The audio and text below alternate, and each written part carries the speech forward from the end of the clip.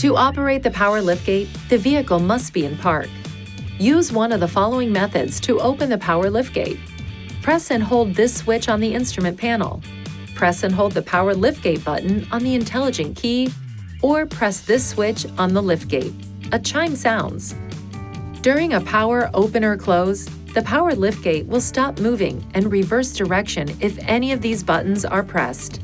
The liftgate can be set to open to a specific height by performing the following. Open the liftgate. Pull the liftgate down to the desired position.